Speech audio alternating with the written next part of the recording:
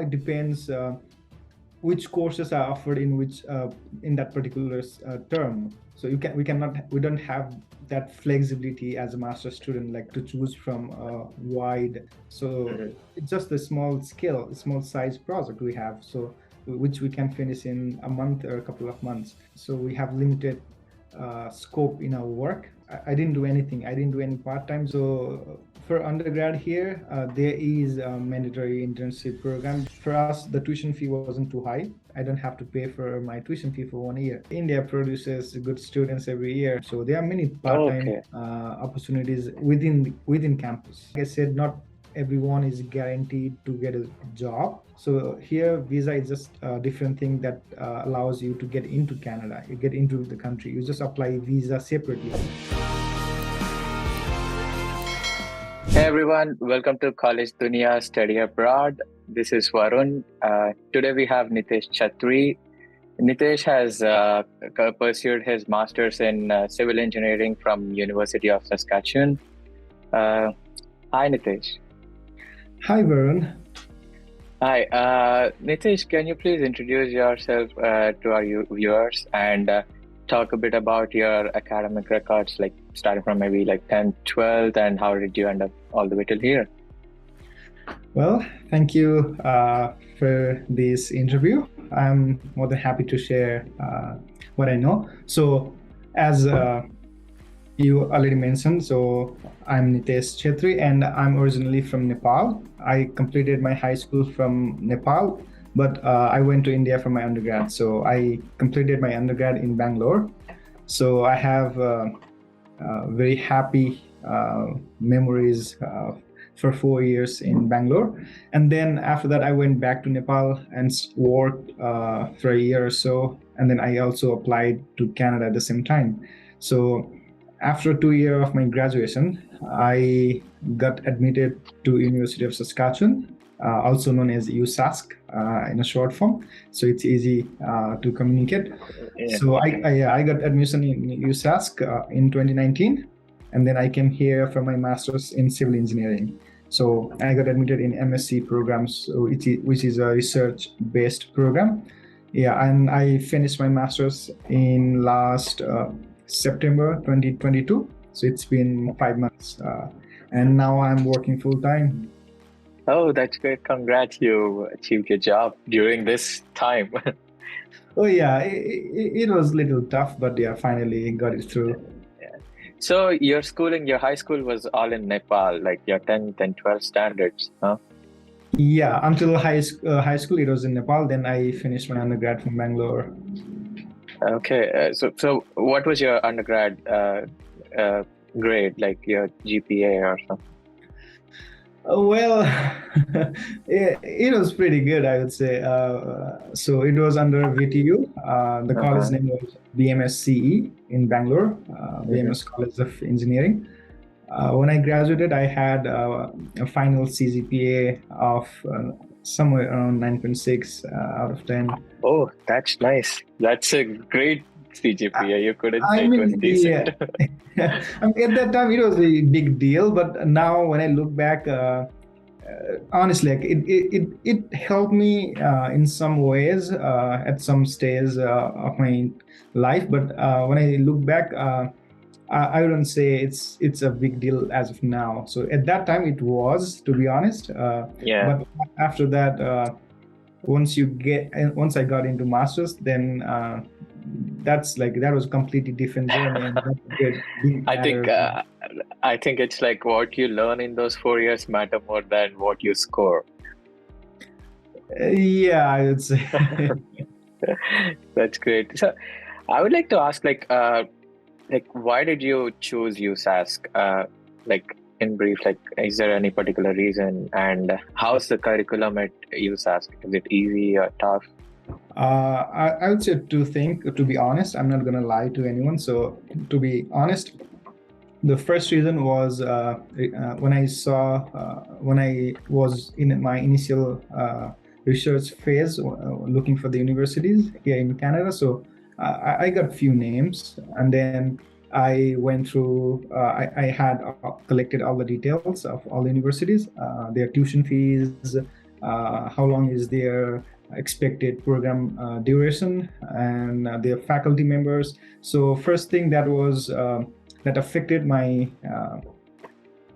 decision was that University of Saskatchewan was in it's in Saskatchewan, so it's not a very developed or very big. It's a big province size wise, but it's not a very it's not a big city.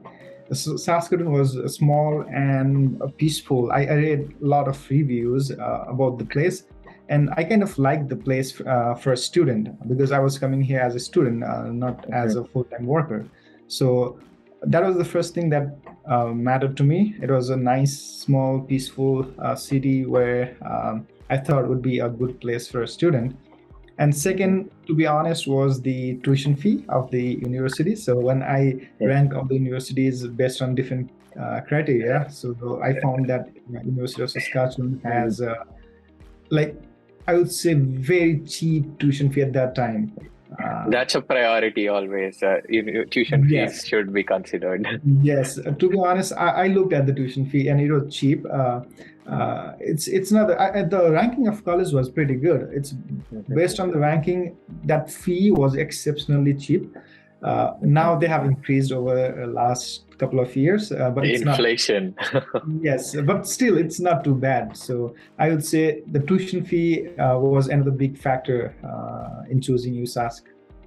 Okay, that's nice. So how's the curriculum? How was the curriculum? How was the course basically? Undergrad has a different curriculum, so they have to go through lots and lots of credits.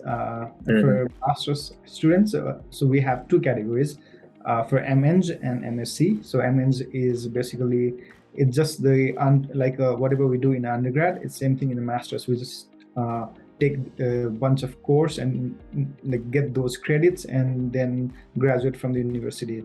And there is this MSc program where we do our research. We do the research, we get our data, analyze them, publish a thesis, and then we graduate. So in MSc, half credit is for research and half credit is for the course. So we, even as an MSc student, we still need to take those courses. And now it depends which courses are offered in which in that particular term. So we don't have that flexibility as a master's student, like to choose from a wide range of courses. So they just offer few courses in a term, and we have to choose the best, and that's best for us. So depending on the department, we have to take like 5 to 6, and that's basically half of the total credits, 5 to 6 course, and we can take it over the course of 2 terms, 3 terms. So there's no specific requirement that you have to finish it within the first term or second term, like in next 2 terms. So it's up to us. If we want to get into our research fast, we can finish those courses in first 2 terms and then just leave everything behind and then just focus on your research. On the research, okay. Yeah. So it is a mandatory thing, right? To do the research and these courses, like it is the actual curriculum. Okay. Yes. So MSc, if you come here as under MSc program, then that's a Master in Science, not Masters in Engineering. So Master in Science has half credit as a research and half credit as a course. So we still need to take courses. That helps to build that basic foundation. But when someone listens the word research, I think most of them get scared about like how difficult it could be and like how stressful it can be, like researching on something. So what is your take on that? Like how tough it is? I would say don't be scared when you hear the term research. Just think of it as a project. So we all have project in our undergrad, right? So it's just a small size project we have, so which we can finish in a month or a couple of months. So just think of it as a project, but with a bigger scope. It's a project. Research is nothing. It's a project, just with a bigger scope. We look into so many things in the same project. So you can take the same project that you did in undergrad, and now you might have just looked into one particular thing in that project while in undergrad because you had that time and money, like budget constraint on that project. But let's say now you want to go thoroughly in that project, like you want to just see everything that's possible in that project. So that's what we call a project with a bigger scope of research. And here, unlike and then like likewise in project, we at the end we have a project report. Here we just make it's the same report but with a certain standards and certain formatting. It's called thesis. It's like thesis. I get it. It's a report, to be honest. It just like has its own different format, I guess. It's a different steps that you follow, I think. So you have like based on your profile, I think you have taken around 3 years to complete your course, right? Yes. Is there any particular reason that you want to mention here? Like, was there any difficulty back in Canada or something?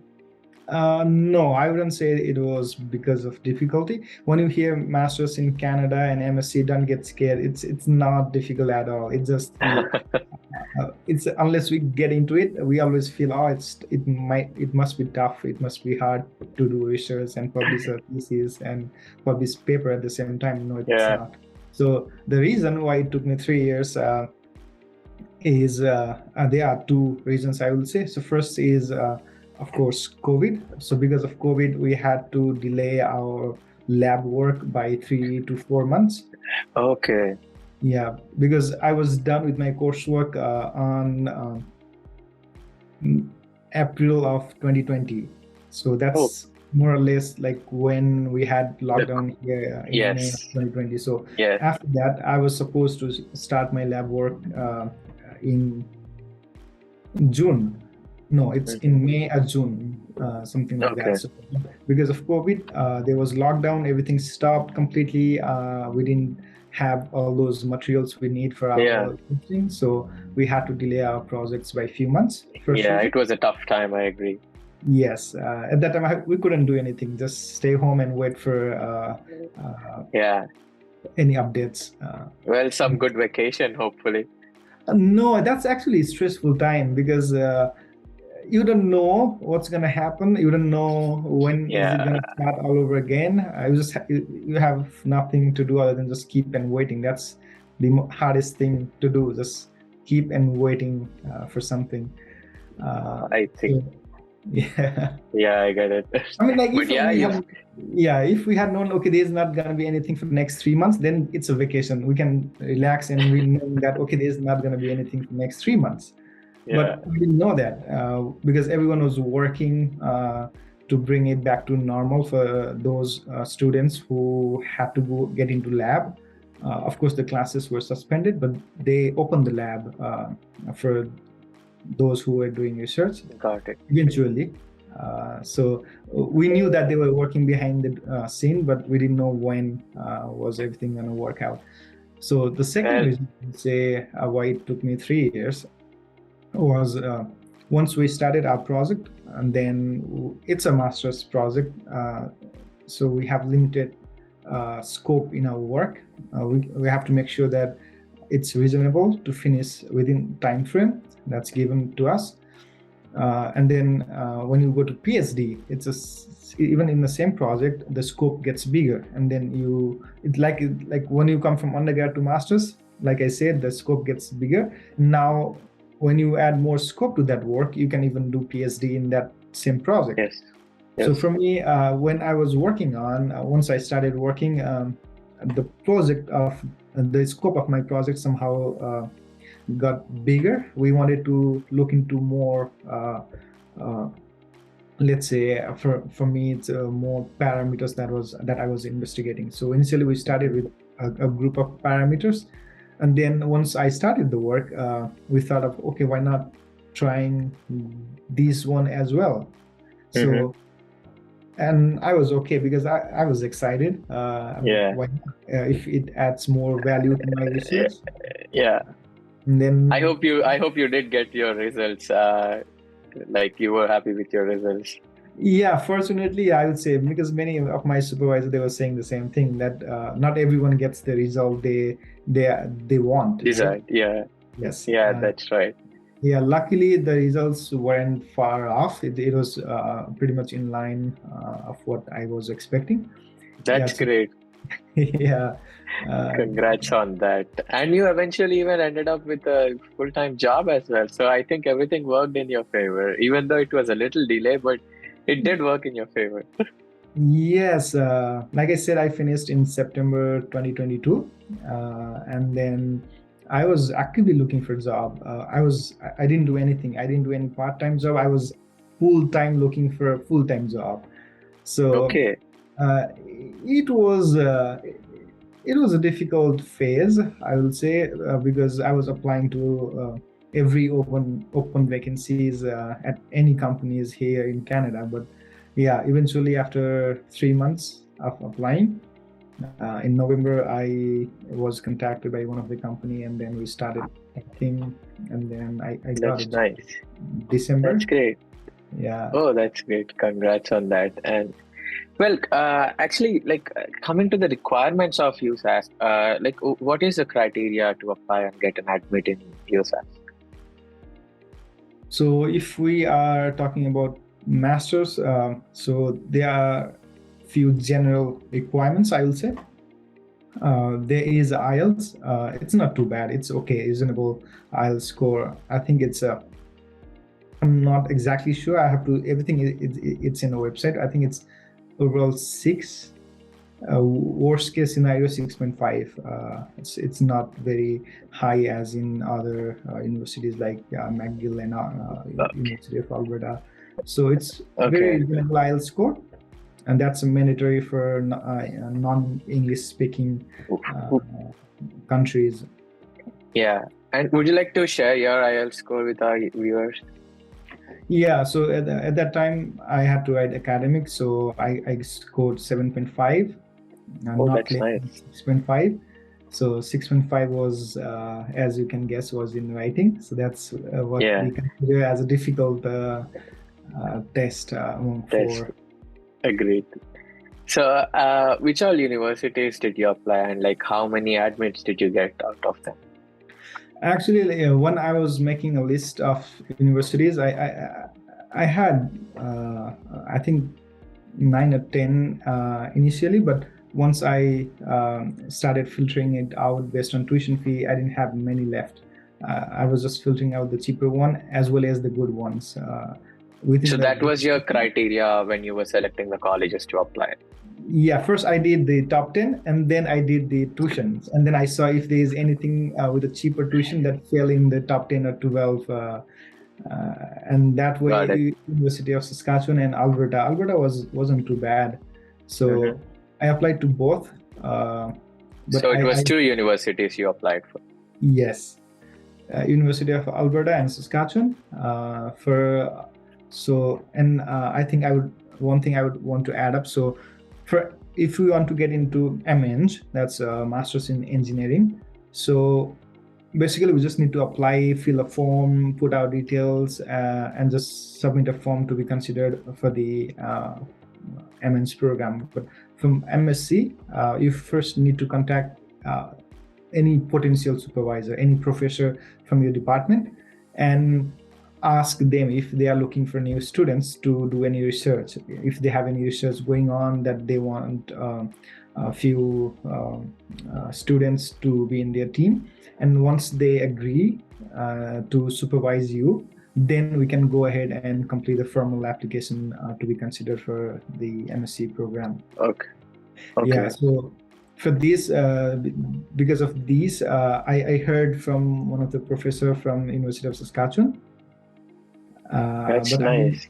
I didn't hear anything from UFA, but I just submitted my application for MEng in University of Alberta. Okay. And so what was your first priority, Alberta or Saskatchewan? At that time, I would be okay with either of them. Like I was like, if I hear whatever I hear first, I'm going. You're gonna go for it. Yes, just like it was a matter of like where I'm gonna hear. first from, and then I heard from University of Saskatchewan, a This is professor good. from here. That's And then nice. we started, she started asking for more details, and then and she was happy with everything. Then we started a formal application. That's nice. That's nice. So have you got any opportunity to do any internships during your master's? For me, yeah, so for undergrad here, there is a mandatory internship program. They have to do one internship program during their undergrad. For masters, it's not a requirement. So some master has co-op program. Yeah. Most of them they don't have any Okay. And requirement. yours being a research oriented, I wonder if you even had any chance, because I think you must be very much occupied with the research, if I'm not wrong. Yes, I mean, internship is to get a hands-on experience at field, in the industry, at work, right? So we were kind of already doing the same thing. We were actually working for our industry client. So basically, what research is the industry, they separate a budget and give it to a professor at the university and ask, okay, we want you to do research on these, whatever they have. So we eventually work for our industry client. It's an indirect, let's say, it's a kind of a job.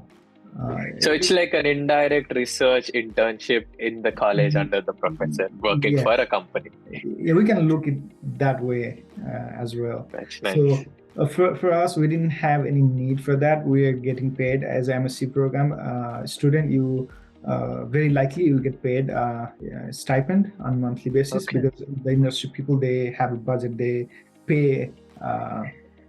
So this might be one reason that you never needed a part-time job or something like. Yeah, I mean, extra money would be, who doesn't like extra money, right? So yeah, would have been nice to have extra money working part-time. What was your stipend like? Like, how much were you getting paid? Maybe per month basis? Yeah, so the stipend, it varies with the university. So higher the tuition fee they have a higher stipend, because the idea of it is to be able to cover the tuition and the living cost in that city. So for us, the tuition fee wasn't too high; it was cheap, and the living cost here is comparatively cheaper than our cities, right? So, so if I have to bring out the number, we had around 1,350 per month as 1,350. Oh, that's a good money, I guess. 1,350 Canadian dollars, right? Yeah, 1,350 Canadian dollar. And if you want me to split it off, I can do it. So out of 1,350, at that time, the tuition was a little cheaper than now. They increased the tuition. So we would pay 650 in a monthly tuition. If we just break it up, and then it would come around 650 per month. Then we'll save $500 if you live outside in a shared apartment, at least $500 flat rent. So that goes in a rent.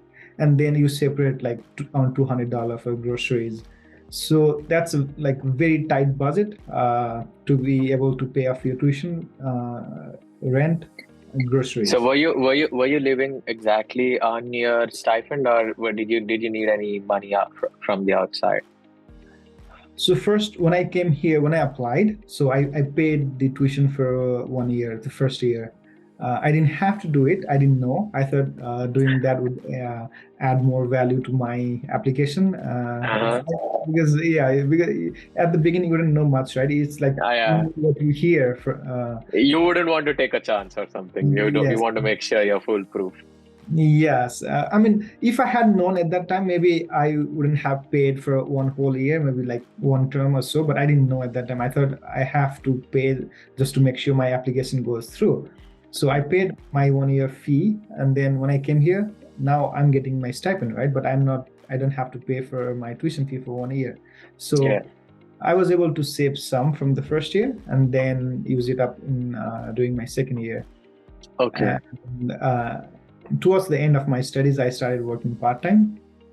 It was a nice job during the weekend, not too far from my place, so that helped too. So how did you find these part-times, and how was the part-time pay? Can you like tell our viewers like about the part-time situation there, like how easy or difficult it is to get a part-time, and how's the pay, and is it enough for a month?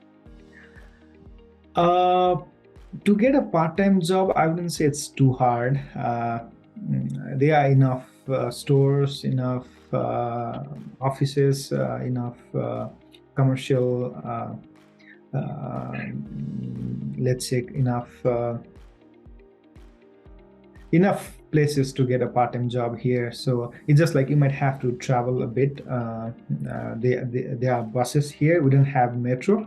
Like I said, it's a small, nice, Town. peaceful city. Yeah. So we don't have metro. So we have buses. So you can take bus to go to work.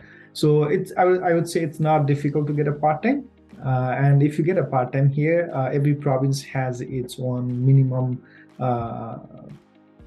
hourly wage. So for our province, I think they increased it to $12.40 or something like that. So around 12 to 12 and a half as minimum pay. Wage. Okay. Yeah, hourly rate. So that depends on, like I said, province and cost of living. So. And is there any visa criteria like you're allowed to work only for a set number of hours or something? I think they changed it recently, right? Yes. Before, students were allowed to work only 20 hours per week if they are a full-time student.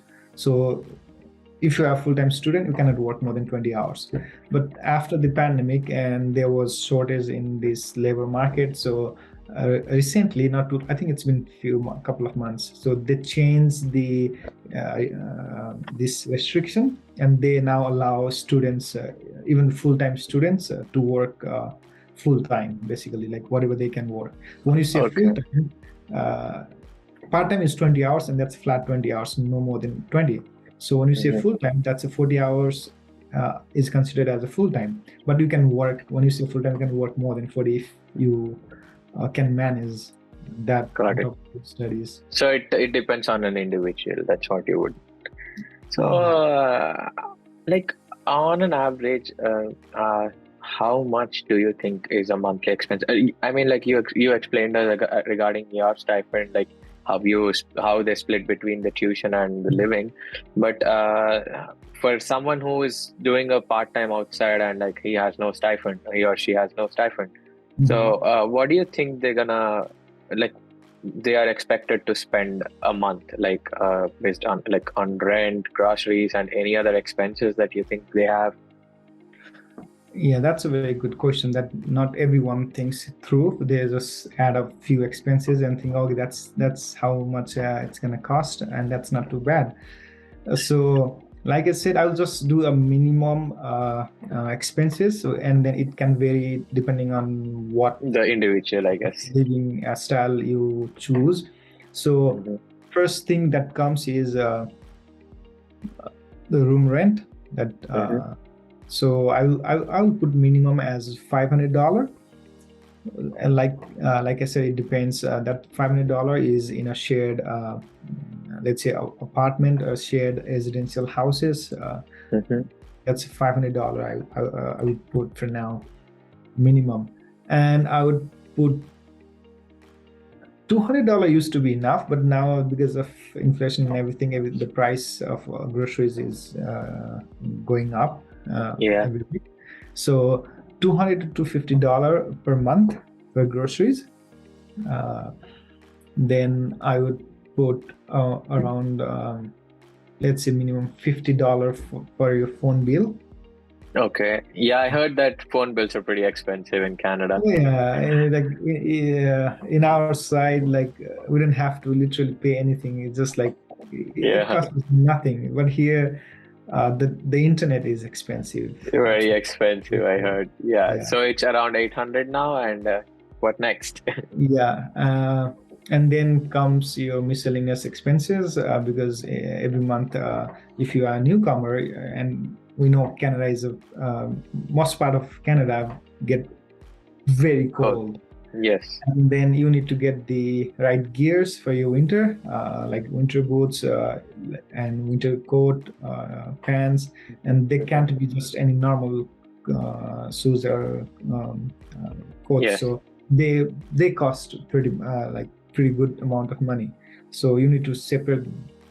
Let's say I would say like $500 to $600 will get you winter boot, coats and pants and toques and gloves. That's initial budget. That's a one-time investment for next 3 to 4 years. Okay. So we could say approximately for the basic needs, it would be around maybe $900, and another miscellaneous or like something depends on an individual would range around another $400, if I'm not wrong. Yeah, so I would put including everything, but I haven't included tuition here.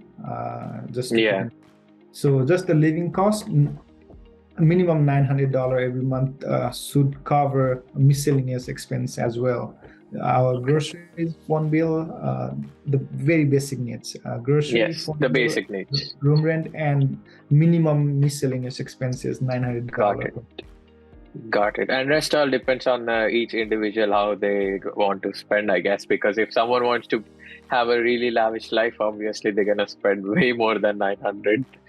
Exactly, because not everyone might want to do their own groceries and cook their own food. If you want to order it from outside, and then it's gonna be like triple of what we just put up for our grocery money. That's gonna get I agree. extremely high. And it's getting too expensive these days. Yes, and then same thing with the room rent. If you don't want to live with roommates and want to live on your own, in 1 BHK, then it's going to cost you at least on $800 to $900 for your 1 BHK apartment. That's a lot. Yeah, but so it depends if you want, but minimum, like we discussed, $900 covers a basic living expense. So how is the diversity in the university, like Indians to other country people ratio or something like? How's the crowd? I would say it's pretty decent. We see a lot of students from different countries, especially in undergrad. Of course, there are many students, local students, but local students, the percentage, the ratio of students from here in higher studies like masters and PhD decreases, and then you start seeing more international students in masters and PhD. And among the international students, I can say the percentage of South Asian, like India, Bangladesh students is very high. We have so we have a pretty decent ratio of students from India, Bangladesh, a few from Nepal and Pakistan, and also we have students from, I think in engineering, I can say there are many students from Iran. Okay, interesting. So it's very diverse, I feel. But yeah, obviously we rule anywhere, so I agree. Yes, because we also have a professor from India, Nepal, and maybe that's why there are few professors. Yeah, we are spread everywhere. There's no wonder that India is world's most populous country right now. Yeah, I mean, the students are good. So India produces good students every year, and and they want to pursue higher studies, go into research, master's, PhD, and why not? I think that's one of the biggest reasons. Like we value education to really another level. It comes to pride, I guess, sometimes. Yes, it is. I completely agree with you. So, does the university help students in securing internships or like full-time jobs? Do they provide any resources or like any events or some way which would help the student in getting his job or internship? There are a few resources that university provides. So first thing I will say is university has its own career website where they post ad from different companies, and some of those ads are the same ad that's in the company's website, but some of them are specific that they ask university to post that position in their career website. So we can always look up in the career website for be it a part-time or if you want full-time. So there are many part-time opportunities within campus. So they are posted in a career website of university. So we can go and look out for. So is there any huge competition for these, or is it like a decent enough that everyone would end up with one job or something? Eventually, yes. So not necessarily everyone will get job right away. Somebody will, but yes. The second thing I was going to come into was the university. They host so many employer session. So where the representative from any company, they come to the campus. So like a career fair. Yes, it's like not a big fair at a time. Like it's just like one company at a time. So we don't have all the companies at once. Those big career fair we have. It's just that's something new. Yeah, sometimes it's one company. Sometimes like 2-3 companies. They have some like few of these sessions. It depends at the end of year. So when it's time for hiring for those companies, before a month or so, they start coming to universities, just chatting with the potential students who is gonna graduate in next few weeks or a few months, and they even hire them on the spot. Sometimes. Okay, that's interesting. And then once they graduate, they can go and work for the company. So yeah, so we have these opportunities, and like I said, not everyone is guaranteed to get a job. So can you give me a like vague number, like what's the future prospect of a student like in securing a full-time job? Like what is the percentage, like probability of him or her getting a job after graduating?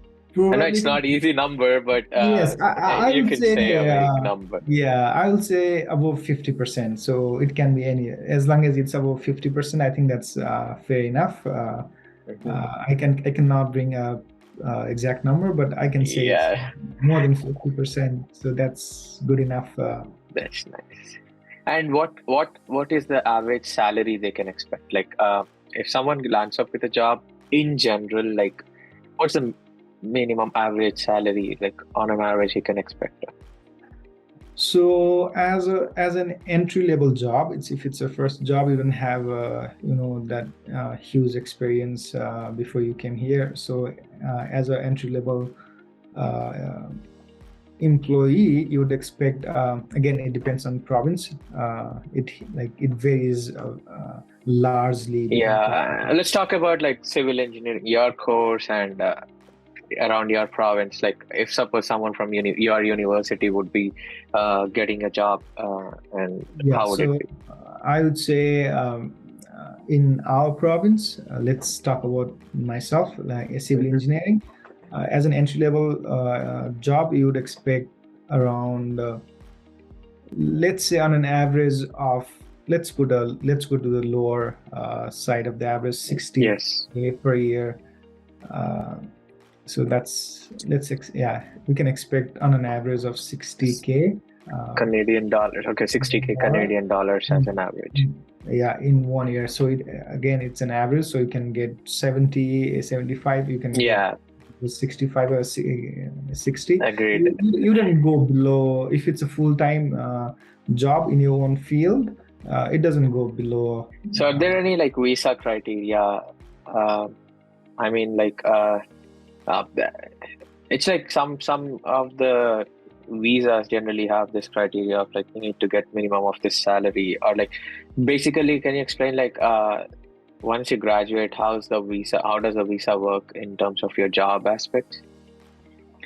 Okay, so let's say in terms of immigration, what happens after we graduate? So until we graduate, we are on a study permit. So that allows us to study and work part-time in Canada. And after we graduate, now we are no longer a student. So we need to apply for our work permit. Okay. So it's not a work, we didn't say it work visa, it's just a permit. So here visa is just a different thing that allows you to get into Canada, you get into the country. You just apply visa separately. You just keep your visa in case you leave the country, you need that to get in into the country. Okay. Yeah. So the legal document that allows you to work full-time is work permit. So after you graduate and have your confirmation of graduation, you get that document from the university and apply for your work permit. And the processing time depends. For me, I recently got my work permit, I think yesterday or day before. That was after 5 months. Okay. So in this period, after you apply, like I said, the processing time varies. So once you apply, you are eligible. They give you a temporary authorization until you get your work permit. So that means you are legally authorized to work full-time for any employer in Canada. And then you can start looking for a job. If you get one, you can start working full-time in that position. And then you will get your work permit eventually. And once you get a work permit, so it depends if your program duration is, I think, minimum 15 months or higher, then you will get a work permit of 3 years. And if you come here for 1 year PG studies, something like that, just 1 year course, then you get 1 year work permit. Okay. And then, so that allows you to work legally here in Canada. And then once you have, every province has their own requirement for permanent residency. So once you start working, then you apply for permanent residency once you become eligible for that. Okay, that's some really good information. It will help a lot for many students. So can you share one of your good experiences and any one of your bad experiences that you remember during your time at USask? I have a lot of good memories. I can hardly remember any bad ones. So I'll start with the good memories. So like we discussed before, diversity here at the university is pretty good. So you get to be friends with people from so many different countries. So, and they are in summer, even though it's a short, in summer you have a lot of outdoor activities happening around in and around the universities. The sports or some get-together events. So if you want to be more involved, I would advise just go out there, participate in those activities. So yeah, I'm pretty much outgoing. I play lots of sports, so I got to make lots of friends, especially in soccer. So that was the good part, being able to make a lot of friends here, and then playing outdoor sports in summer and then indoor sports in winter. There were so many. I know I can't recall one specific. It's hard. Anyway, so there are many of them. So if I have to talk about the bad one, I wouldn't say bad one, but winter here can get very harsh. So you can get up to -40, -45. That's really harsh. That's actually really harsh. Yeah, when you hear it, it sounds a lot worse than it actually is. Once you come in here, it's not as bad as it sounds. You get used to with the temperature here. So during the winter, it can swing from -40 to -10 or -5 in a day, in a couple of days. So the temperature swing is pretty so bad. It's never constant. It's never something that you could predict. Most of the time, yes, but like I said, it can swing from -40 to -10. It doesn't happen every day, week, or every. I agree. I mean, I personally really hate the cold. So I think I would be someone who would really hate Canada during the winters. Yeah, but I'm sure, like even Yeah, maybe they think that way, but once they come in here, I think they will start liking the cold. It's not bad. There are so many things you can do in winter as well. that's interesting. Then I'll look forward actually. Like I really have a plan to visit Canada, but let's see. So, like, would you like to like share anything or give any advice to our viewers who are like planning to pursue their study abroad programs? Like, Yeah, definitely. I would like to, if I have to give any advice, that would be if you are planning to come abroad, or I will say to go abroad from there. So just do your thorough research. Like, just don't believe what you hear from your friends, from anyone. Just it's good, and it's a good information to have because everyone knows different things about higher studies. So it's not, sometimes it's not possible to have all the information by yourself. So it's good to communicate with friends and other, but don't rely on those information. Just do a thorough research. If you are planning to get into if you are sure that what you want to pursue abroad, which course, which program, just like I said, internet has everything. There's a whole bunch of information online. So go out there, pull out all the information, shortlist universities, courses that you want to pursue, and then you can make well-informed decision on top of what you hear from your friends and colleagues. yeah, that's some really good advice actually. So it's always better to have your own opinion, like gather a lot of information, but definitely have your own, your own say maybe. Yeah. Yeah, it's good to have, like, it's good to have information from all around, but final decisions should be yours. Like, not just, oh, Yeah, I did this just because someone else said it. They asked me to do it. They asked me to go yeah, to university. yeah. Well, it was really nice talking to you, and it was really insightful. Actually, you have given a lot of information in like very organized way, actually. So, thank you so much. Thank you so much for joining us today and helping our study abroad aspirants.